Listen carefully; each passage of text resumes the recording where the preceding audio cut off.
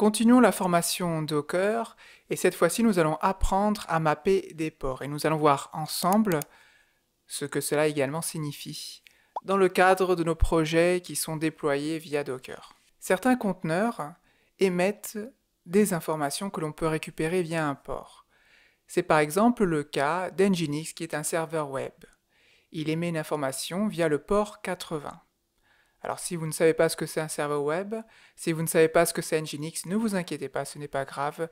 Suivez juste cette vidéo pour comprendre ce que signifie le fait de mapper des ports. Mais pour l'instant, retenez qu'un conteneur peut émettre une information, des données, via un port que l'on peut ensuite récupérer.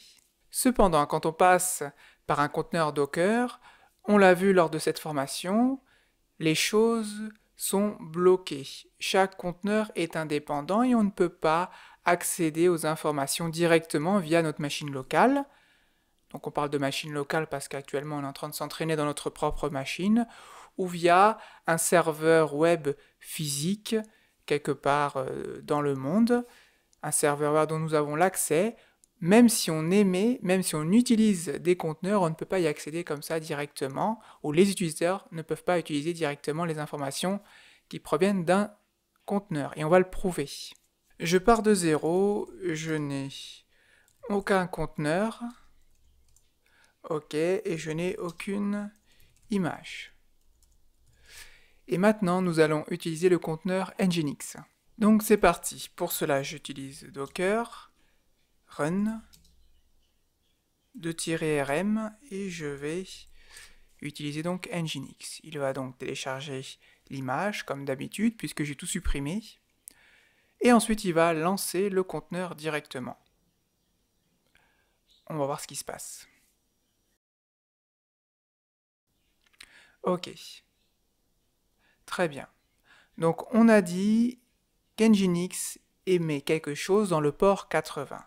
Donc on va utiliser notre navigateur et on va vérifier si on peut récupérer quelque chose via le port 80.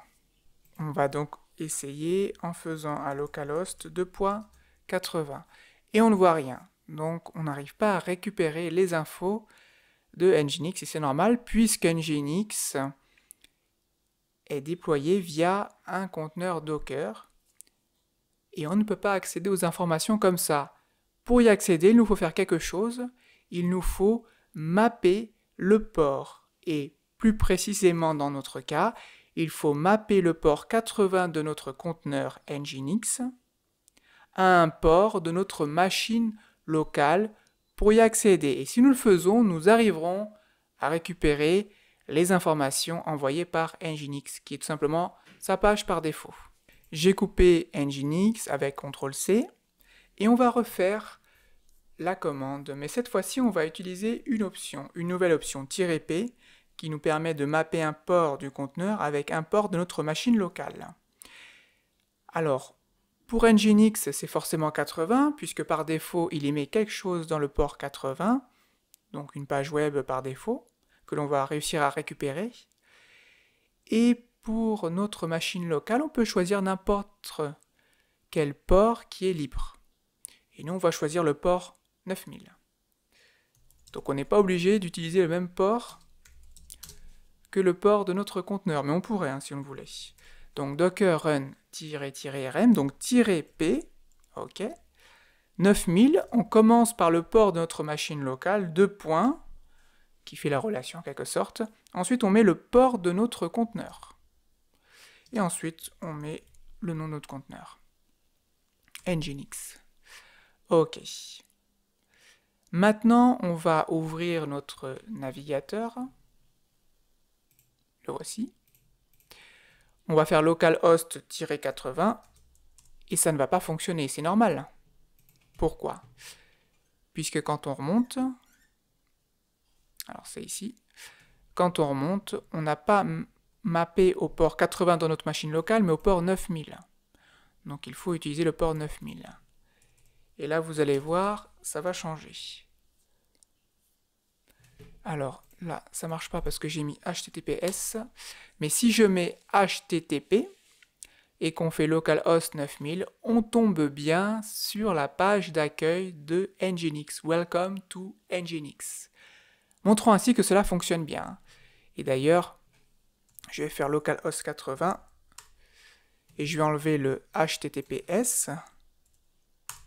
Et vous allez voir que ça ne fonctionne pas. Et automatiquement, voilà, Firefox, comme il ne trouve pas, très certainement, par défaut, il fait une redirection sur HTTPS, pensant peut-être qu'il trouvera quelque chose avec ce protocole. Mais ce n'est pas le cas. Donc nous, on fait 9000 encore, mais on enlève HTTPS parce que je ne travaille pas avec ce protocole pour mes tests. Et là, ça fonctionne bien. Donc on voit vraiment l'intérêt des ports, ou en tout cas du fait de mapper des ports. Cela nous permet bien, de récupérer des informations via un port, des informations qui sont envoyées par un conteneur. Retenez bien quelque chose par rapport au -p, donc c'est P comme port, ça permet de bien s'en souvenir. Ensuite, il y a 9000 qui est le port de notre machine locale. On peut choisir ce que l'on veut, mais il faut que ce port soit libre, sinon ça ne fonctionnera pas. Les 2 points, c'est un séparateur qui fait la relation avec le port du conteneur. Et dans notre cas, c'est 80 parce qu'Nginx émet quelque chose par défaut dans le port 80. Dans la prochaine vidéo, nous verrons ensemble comment connecter des conteneurs ensemble. Ils pourront ainsi se connecter et communiquer les uns avec les autres via un réseau bien spécifique. Donc on continuera de parler des réseaux dans Docker. Cette partie est très importante et très intéressante.